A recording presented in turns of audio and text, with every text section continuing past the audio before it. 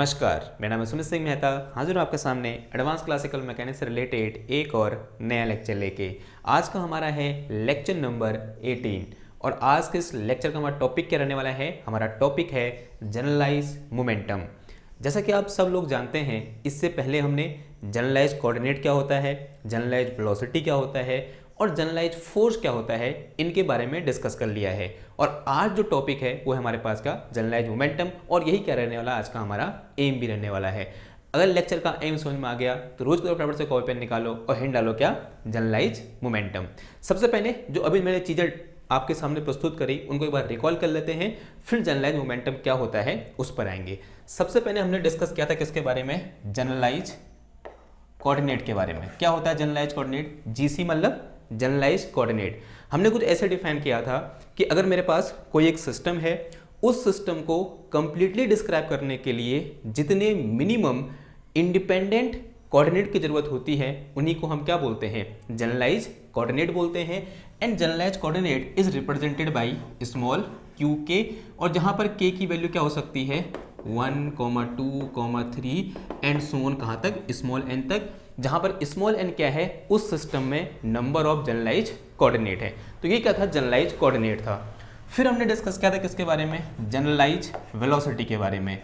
जीवी का मतलब क्या हुआ? Generalise velocity. जनरलाइज वेलोसिटी क्या था? Time derivative of generalise coordinate is known as generalise velocity. यानी जो क्यू के डॉट है, इसी को हमने क्या बोला है? जनरलाइज वेलोसिटी बोला है। इसी को मैं क्या लिख सकता हूँ? D Q K upon D T बोल सकता हूँ। इसको मैं क्या पढ़ूंगा? This is generalise velocity corresponding to generalise coordinate Q K. जो क्यू के डॉट है वो क्या है? जनरलाइज वेलोसिटी है। किसके करस्पॉन्डिंग? इस जनरलाइज कोऑर्डिनेट क्यू के करस्पॉन्डिंग। फिर हमने डिस्कस किया किसके बारे में? जनरलाइज फोर्स जी एफ के बारे में। जी एफ क्या है? यहाँ पर जनरलाइज फोर्स है। And generalise force is represented by G K, and this G K is equal to, अगर मैं ये बोल रहा हूं कि मेरे पास कोई एक सिस्टम है, उस सिस्टम में एन नंबर ऑफ पार्टिकल है, कैपिटल एन, ठीक है। स्मॉल एन क्या है? नंबर ऑफ जनरलाइज कोऑर्डिनेट, और कैपिटल एन क्या था हमारे पास? पूरी इस लेक्चर सीरीज के दौरान एक जनरल केस हमने ले लिया था कि capital N equal to number of particles in system. And this G K is defined as R I dot, यहाँ क्या था? Partial R I upon partial Q K, और यहाँ क्या साइन था? इस तरह से समेशन का था। एंड समेशन था किसके ऊपर? आई के ऊपर। एंड आई इज फ्रॉम 1 से लेकर n तक। जहां पर आर आई है वो क्या है? पोजीशन कोऑर्डिनेट, या बोलते हैं position vector of ith particle है। और जो क्यू के है वो मेरे पास अगेन जनरलाइज कोऑर्डिनेट है। And this G K is generalise force corresponding to generalise coordinate Q K. ये बात समझ में आई आपको? तो ये तीन हमने क्या कर रहे हैं? अभी तक डिस्कस कर रखे हैं। अब बारी किसकी है? जो आज का टॉपिक भी है हमारा, वो है हमारे पास क्या? Generalise momentum. क्या है? Generalised momentum. पहले एक बार जनरलाइज मोमेंटम क्या होता है, जिस तरीके से मैंने यहाँ पर जनरलाइज कोऑर्डिनेट, जनरलाइज वेलोसिटी और जनरलाइज फोर्स लिखा, उस तरीके से एक बार मैं यहाँ पर जनरलाइज मोमेंटम क्यू के को डिफाइन कर देता हूँ। जो क्यू के होता है, Q K is generalise momentum corresponding to generalise coordinate, sorry P K, Q K नहीं है, P K. P K is generalise momentum corresponding to generalise coordinate Q K, and it is numerically equal to partial L upon partial Q K dot. Generalise momentum is defined in this way कि this generalise momentum P K equal to partial L upon partial Q K dot. अब यहाँ पर L क्या है? बच्चा जानता है, this L will be equal to T minus V, यानी kinetic energy minus potential energy equal to क्या आता है हमारे पास? एल आता है। और ये हमारे, इसको हम क्या बोलते हैं? लैग्रांजियन बोलते हैं। हियर जो मेरे पास एल है वो टी माइनस वी के बराबर है। अब क्वेश्चन है कि हम यहाँ तक पहुँचे कैसे? अब इस चीज़ को डिस्कस करते हैं। पहले हमने क्या डिस्कस कर लिया कि जनरलाइज मोमेंटम होता क्या है, उसका फॉर्मूला क्या होता है। अब डिस्कस कर लेते हैं कि इस फॉर्मूले तक हम पहुँचे कैसे। तो एक सिंपलेस्ट केस लेके चलते हैं, वन डायमेंशन का और एक सिंगल पार्टिकल का। मैं अज्यूम कर ले रहा हूँ कि मेरे पास कोई एक पार्टिकल है जो अलोंग एक्स एक्सेस क्या कर रहा है? मूव कर रहा है, इसको ओरिजिन बोल दिया मैंने, this is our x axis. और किसी टाइम टी पर हमारा जो पार्टिकल है वो कहाँ पर, इधर पर है, जिसका मास m है, और यहाँ से जो उसका पोजीशन है वो कहाँ पर है, x पर है, और इस पॉइंट पर जो उसकी वेलोसिटी है वो कितनी हो जाएगी, x डॉट हो जाएगी। जो x डॉट है वो जो स्मॉल m है वो क्या है, इसका पार्टिकल का मास है, जो x डॉट है वो क्या है, इसकी वेलोसिटी अलोंग x एक्सिस है, और जो x है वो इसकी क्या है, पोजीशन है, x क्या है, पोजीशन है with respect to this origin O. इतनी बात समझ में आ गई। अब अगर मैं आपसे पूछूं कि इस पार्टिकल की काइनेटिक एनर्जी T कितनी होगी, then this kinetic energy T will be equal to कितना आ जाएगा बताओ, from by the formula of kinetic energy half m v x square आ जाएगा, and this will be equal to half of m V X को क्या रख सकता हूँ मैं, एक्स डॉट लिख सकता हूँ, तो एक्स डॉट का स्क्वायर। तो this is our kinetic energy, यानी किसी टाइम टी पर जो इस पार्टिकल की काइनेटिक एनर्जी होगी वो कितनी होगी, half M X dot square के बराबर होगी, जहाँ एक्स डॉट क्या है, टाइम डेरिवेटिव ऑफ पोजीशन है, या वो उसमें टाइम डेरिवेशन ऑफ एक्स है। Clear, okay. नाउ एक मैं काम कर रहा हूँ, एक मैथमेटिकल कैलकुलेशन कर रहा हूँ, मैं यहाँ पर partial T upon partial x dot find कर रहा हूँ। क्या फाइंड कर रहा हूँ, partial T upon partial x dot, यानी मैं काइनेटिक एनर्जी को एक्स डॉट या बोलते हैं वेलोसिटी के रिस्पेक्ट में पार्शल डेरिवेटिव निकाल रहा हूँ, किसका, काइनेटिक एनर्जी का। तो ये मेरे पास काइनेटिक एनर्जी है, अगर मैं इसको निकालूंगा तो कितना आ जाएगा, ये हाफ ऑफ m तो ऐसे रहा, डेरिवेशन किसका होगा, इसका डेरिवेशन कितना हो जाएगा, 2x डॉट, और इससे ये कैंसिल, सॉरी x डॉट ऐसे रहा, 2 से 2 कैंसिल हो जाएगा, और x डॉट कितना हो जाएगा, फिर 1 हो जाएगा। तो यहाँ से मेरे पास क्या निकल के आ गया, partial t upon partial x dot, this will be equal to M X dot. अब सब लोग जानते हैं कि जो एम एक्स डॉट है ना, ये क्या होता है, m is mass, x dot is velocity, और mass into velocity is momentum. तो this time derivative of kinetic energy with respect to x dot will be equal to momentum along x axis, या बोलते हैं momentum of this particle. Okay, now state is some equation number 1, इसे क्या बोल दो, equation number 1 बोल दो। Clear है इतनी बात। नाउ अब जरा थोड़ा सा एक और यहाँ पर मैं मैथमेटिकल स्टेप अपनाने जा रहा हूँ। मैं क्या कर रहा हूँ कि मैं अज्यूम कर रहा हूँ कि let us consider potential energy of this particle is a function of x। मैं क्या अज्यूम कर रहा हूँ कि जो इसकी पोटेंशियल एनर्जी है वो किसका फंक्शन है, x का फंक्शन है। इसका मतलब अगर मैं क्या निकालूं, partial v upon partial x dot निकालूं, then this will be equal to 0। Obvious सी बात है, अगर मेरा पोटेंशियल सिर्फ x का फंक्शन है और वेलोसिटी का फंक्शन नहीं है, या बोलते हैं x डॉट का फंक्शन नहीं है, तब उसका x डॉट के रिस्पेक्ट में पार्शियल डेरिवेटिव कितना आएगा, 0 आएगा, जो कि मैंने यहाँ पर लिख दिया। अगर ऐसा है तो इस पूरी इक्वेशन को मैं ऐसे मॉडिफाई कर सकता हूँ, या फिर इस इक्वेशन 1 को मैं ऐसे मॉडिफाई कर सकता हूँ, कैसे, partial over partial x dot of t minus V is equal to P X लिख सकता हूँ मैं। देखो ऐसा मैं क्यों लिख सकता हूँ, अगर मैं आपको थोड़ा बहुत यहाँ पर करके दिखाऊँ, अगर मैं इसको अंदर ले जाऊँगा तो ये कितना आ जाएगा मेरे पास, partial t upon partial x dot minus partial v upon partial x dot. देखो ये तो कितना है मेरे पास, पी एक्स है फ्रॉम इक्वेशन 1, और ये कितना है, 0 है, तो P X minus 0, this will be equal to P X. यानी इस पूरी चीज़ को मैं ऐसे लिख सकता हूँ, आंसर है हाँ जी लिख सकता हूँ। अगर मैं ऐसा लिख सकता हूँ तो ये जो मेरे पास t माइनस वी यहाँ पर निकल के आया, क्या होता है, मैंने लेक्चर के पहले एक कहा था कि बच्चा जानता है, इसको हम क्या बोलते हैं लैग्रांजन बोलते हैं। तो यहाँ से मेरे पास partial l upon partial x dot equal to कितना आ जाएगा, ये पी एक्स आ जाएगा, and set is some equation number 2, and this is generalise momentum of this particle.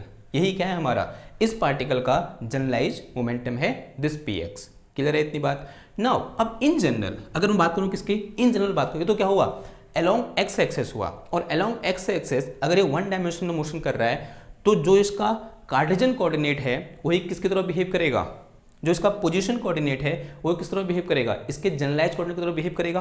Because इसकी पोजीशन को डिस्क्राइब करने के लिए सिर्फ एक कोऑर्डिनेट की जरूरत है, वो x है, और ये इसका पोजीशन कोऑर्डिनेट भी है, साथ ही साथ इसका वो जनरलाइज कोऑर्डिनेट भी है। इसका मतलब मैंने यहाँ पर जो लिखा है, this is generalise velocity of this particle and this is generalise momentum of this particle. ये बात समझ में आई।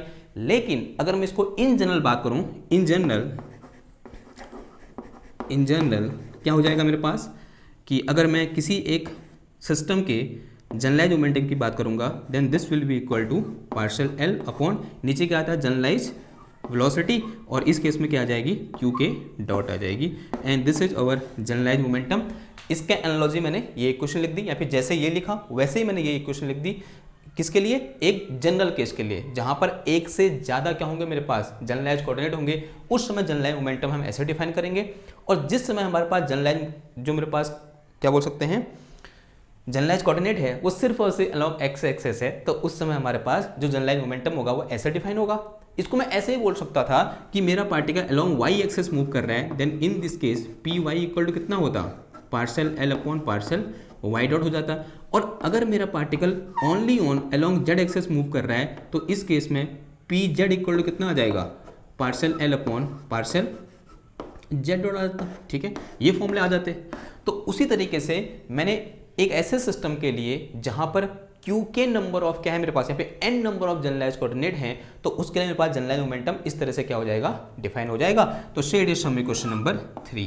तो this is our generalise momentum. तो और इस तरह से हम क्या करेंगे? इस फॉर्मूले तक पहुंचेंगे। अब इस जनरलाइज मोमेंटम के बहुत सारे और नाम होते हैं, जैसे इसको हम कैनोनिकल मोमेंटम भी बोलते हैं, या फिर कभी कभी इसको हम कंजुगेट मोमेंटम भी बोल देते हैं। ठीक है, तो दिस इज कंजुगेट मोमेंटम, यहाँ बोलते हैं this momentum is a conjugate of generalise coordinate Q K, P K is conjugate momentum of Q K. Okay, तो इसके और नाम क्या हो जाएंगे हमारे पास? एक नाम तो होता है क्या? जनरलाइज मोमेंटम, एक तो ये हो गया,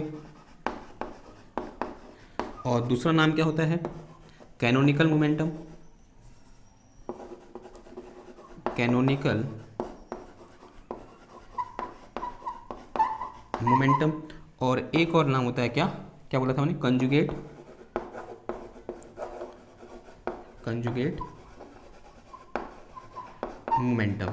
ठीक है, अगर वो पूछेगा कि क्यू के जनरलाइज कोऑर्डिनेट का कंजुगेट मोमेंटम क्या होगा, तो क्यू के डॉट का मतलब क्यू के डॉट के रिस्पेक्ट में जो एल है लैग्रांजियन सिस्टम का, उसका पार्शियल डेरिवेटिव निकाल दो, वही क्या होगा? उसका कंजुगेट मोमेंटम होगा। क्लियर है इतनी बात? तो ये क्या है? इसके 3 नेम है, किसी भी नाम से आपसे ये निकालने के लिए पूछ सकता है।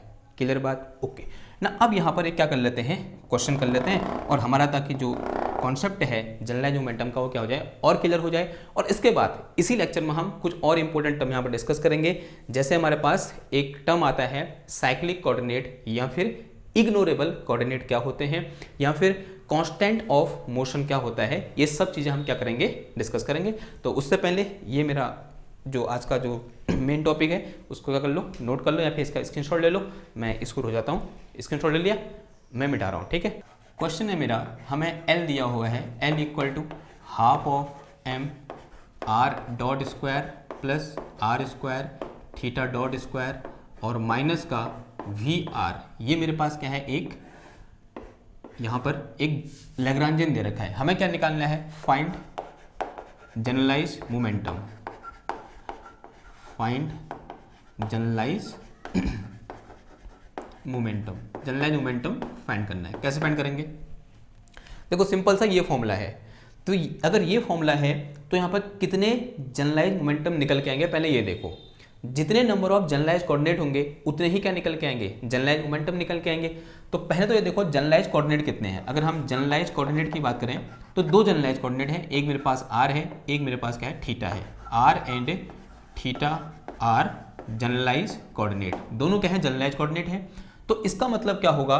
एक मोमेंटम इस आर के करस्पॉन्डिंग होगा और एक मोमेंटम इस थीटा के करस्पॉन्डिंग होगा।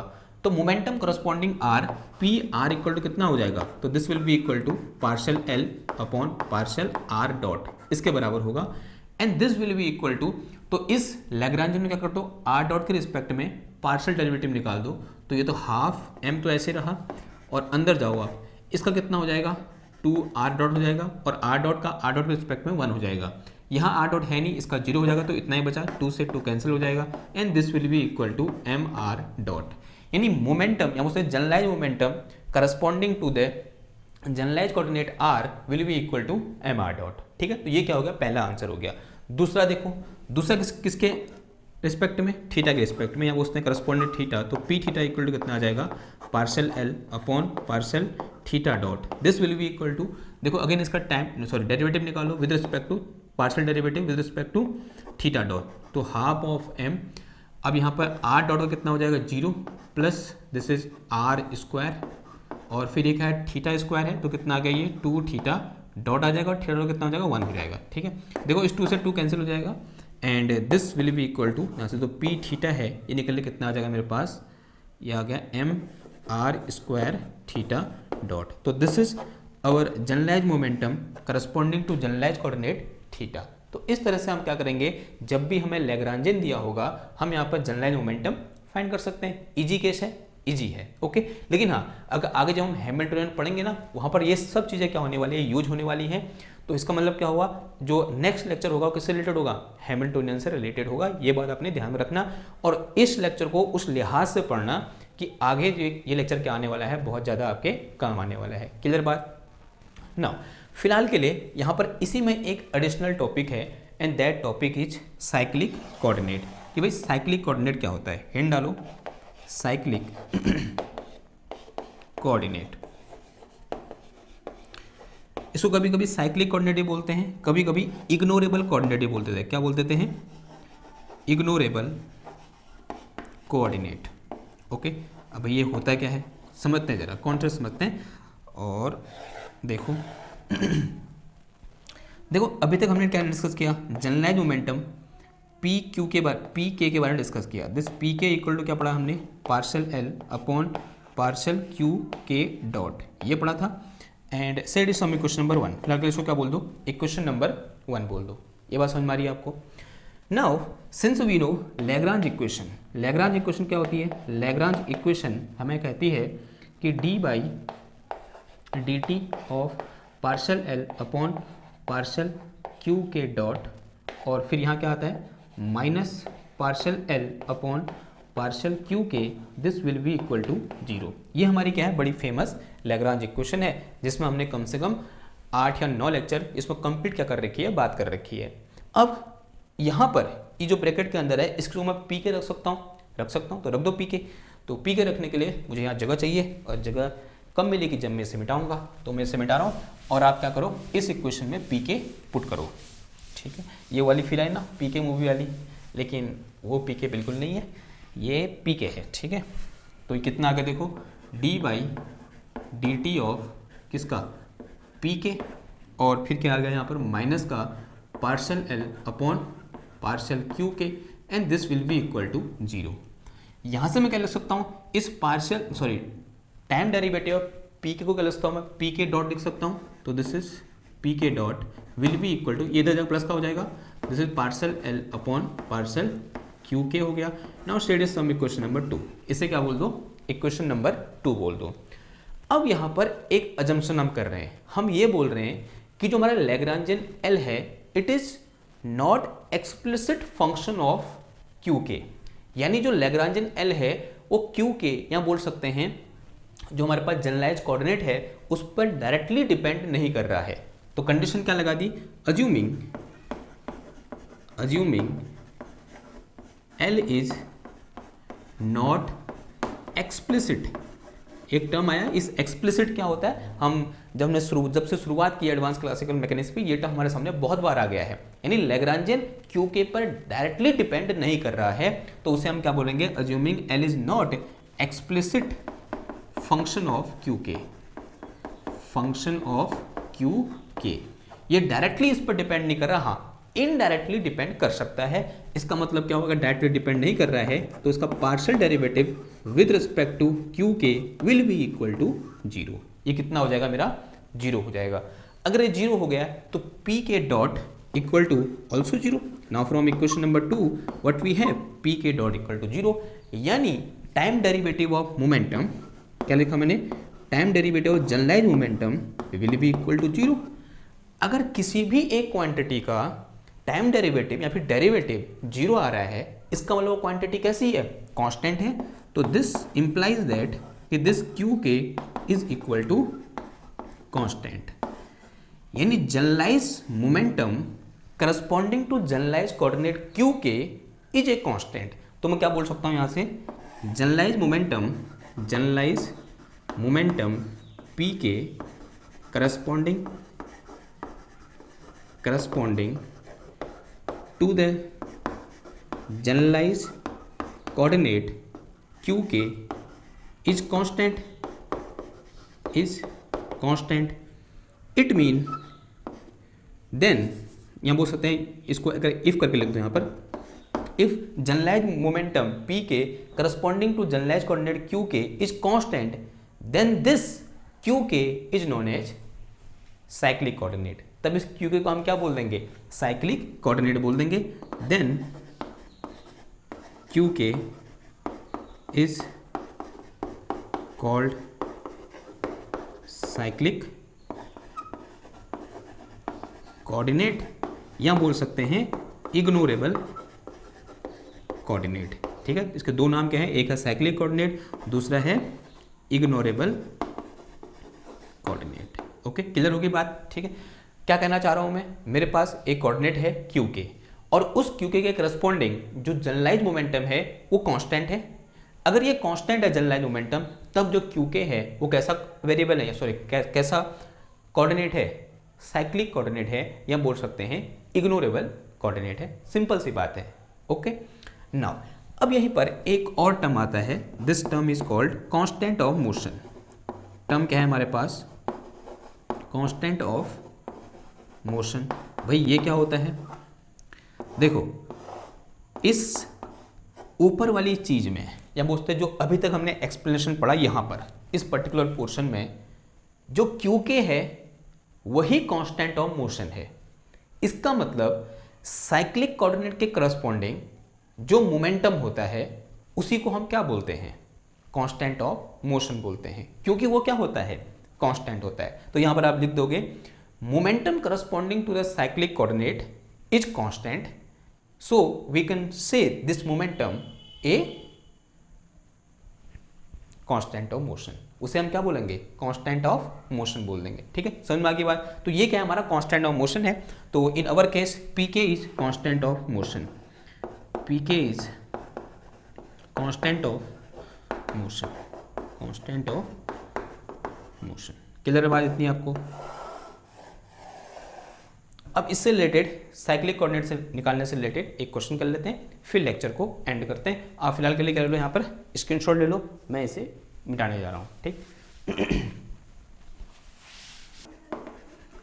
चलो क्वेश्चन क्या है हमारा, क्वेश्चन है find cyclic coordinate and constant of motion for central force motion. कोई एक ऑब्जेक्ट है वो अंडर सेंट्रल फोर्स क्या कर रहा है, मोशन कर रहा है, और हमें उसके लिए क्या करना है यहाँ पर साइक्लिक कोऑर्डिनेट या बोलते हैं इग्नोरेबल कोऑर्डिनेट, और दूसरा कांस्टेंट ऑफ मोशन फाइंड करना है। पहले तो हमें क्या पता होना चाहिए कि लैग्रांजियन क्या होता है सेंट्रल फोर्स के लिए, और हम सब जानते हैं इसका लैग्रांजियन क्या होता है, half of M, this is R dot square plus R square theta dot square and this bracket close minus का V R. This is Lagrangian of an object या बोलते हैं a mass moving under central force. और ये कहाँ से आया, मतलब हमने कभी डिस्कस किया था, आंसर आज डिस्कस किया था हम एक, अगर आप पीछे जाओगे लैग्रांज वाले लेक्चरों में तो वहाँ पर एक क्वेश्चन आया था कि अगर हमारे पास कोई ऑब्जेक्ट है तो सेंट्रल फोर्स के अंदर मूव कर रहा है तो उसका लैग्रांजियन क्या होगा, और वहाँ पर हमने उसका लैग्रांजियन क्या किया था, फाइंड किया था। लेकिन हाँ, इस पर एक हमारे पास क्या है, एक सेपरेट टॉपिक भी है कि मोशन अंडर सेंट्रल फोर्स, हम वहाँ भी क्या करेंगे, इस चीज़ को डिस्कस करेंगे। लेकिन फिलहाल हम इतने काबिल तो हैं अपने पुराने लेक्चर को मतलब पुराने लेक्चर में जो हमने पढ़ा है उसके अकॉर्डिंग कि हम इसका लैग्रांजियन तो लिख सकते हैं। तो अगर हमको इसका लैग्रांजियन पता है तो हमें क्या निकालना चाहिए, यहाँ से आप इसका जनरलाइज मोमेंटम निकाल दो। पहले जनरलाइज कोऑर्डिनेट निकालो। तो जनरलाइज कोऑर्डिनेट कौन कौन से हैं, एक आर है एक थीटा है, बिकॉज ये दो चेंज हो रहे हैं, एक आर है मेरे पास और एक थीटा है, both are generalise coordinate. Okay, और यहाँ साफ साफ दिख रहा है कि ये जो एल है वो थीटा पर डिपेंड नहीं कर रहा है, it is not explicitly depend upon theta. Direct theta पर डिपेंड नहीं कर रहा है, इनडायरेक्ट कर रहा है, क्योंकि यहाँ पर क्या आ रहा है, थीटा डॉट आ रहा है। ठीक है, लेकिन डायरेक्ट क्या है, लैग्रांज की डिपेंडेंसी इस थीटा पर नहीं है। तो यहाँ से पता चलता है कि Lagrange this theta will be our cyclic coordinate. लेकिन हाँ, एक बार जो कैलकुलेशन हमारा वो देख लेते हैं, क्या इस थीटा के करस्पॉन्डिंग जो जनरलाइज मोमेंटम है वो कांस्टेंट है या फिर नहीं है। तो एक बार सबसे पहले क्या करो, पी थीटा निकाल दो, तो पी थीटा इक्वल टू क्या हो जाएगा, partial L upon partial theta dot, this will be equal to, देखो ये हाफ ऑफ एम तो ऐसे रहा अंदर, इसका कितना हो जाएगा 0, फिर प्लस का this is 2r² theta dot, 2 से 2 कैंसिल हो जाएगा, and this will be equal to mr² theta dot आ गया, ये आया। तो दिस इज अवर मोमेंटम, ये हमारा मोमेंटम है। अब एक काम करते हैं, यहाँ से ये कांस्टेंट है या नहीं ये देखना है हमको। तो सिंस वी नो, हमारे पास एक चीज़ होती है जिसे हम क्या बोलते हैं, लैग्रांज इक्वेशन बोलते हैं, और लैग्रांज इक्वेशन क्या बोलती है, d/dt of P theta minus का partial L upon partial theta, this will be equal to 0।